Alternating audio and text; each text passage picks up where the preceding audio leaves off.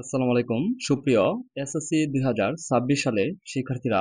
SSC ও সমমান পরীক্ষা Bangla, ICT এবং ফিনান্স ও ব্যাংকিং বিষয়ের যে প্রশ্ন কাঠামো ও নম্বর বিভাজন যে সংক্রান্ত যে তোমাদের সংশোধন হয়েছে, এই 3টি সাবজেক্টে তোমাদের প্রশ্নপত্র নম্বর বিভাজন সংশোধন সংক্রান্ত যে তোমাদের 22শে সেপ্টেম্বর যে নোটিশটি এসেছে,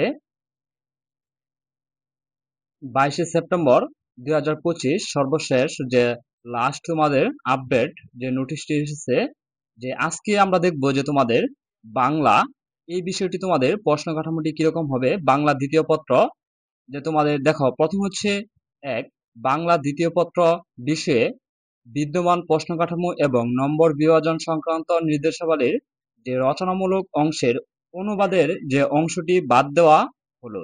যে অনুবাদের যে অংশটি তোমাদের বাদ দেওয়া হলো, অনুবাদের জন্য বরাদ্দকৃত 10 নম্বর সংবাদ প্রতিবেদনের জন্য যে বরাদ্দ করা হলো। আগে ছিল যে অনুবাদ, যা আমরা দেখি নেই, যে তোমাদের এখানে দেখো যে তোমাদের বাংলা দ্বিতীয় পত্রে ছিল তোমাদের প্রশ্ন কাঠামোতে ছিল যে বাংলায় অনুবাদ করো, এরকম একটি যে মান ছিল হচ্ছে 10।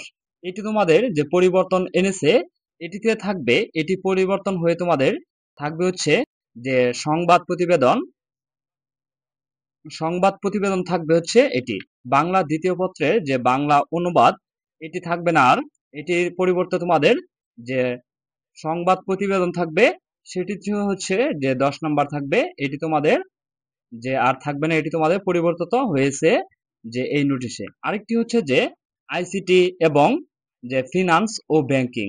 আমরা যে পরবর্তী ভিডিওতে দেখব যে আইসিটি এবং ফিনান্স গুলো যে পরবর্তী ভিডিও নিয়ে আসবো, সেটিতে তোমাদের প্রশ্ন কাঠামোটি কিরকম হবে, কি কি চেঞ্জ আসবে, সেই বিষয়গুলো আমরা দেখব। তথ্য ও যোগাযোগ প্রযুক্তি বিষয়ের জন্য বিদ্যমান প্রশ্ন কাঠামো এবং নম্বর বিভাজন থেকে সংক্ষিপ্ত প্রশ্ন বাদ দেওয়া হলো। সংক্ষিপ্ত যে তোমরা প্রশ্নগুলো দিয়েছ, সেগুলো বাদ দেওয়া হলো।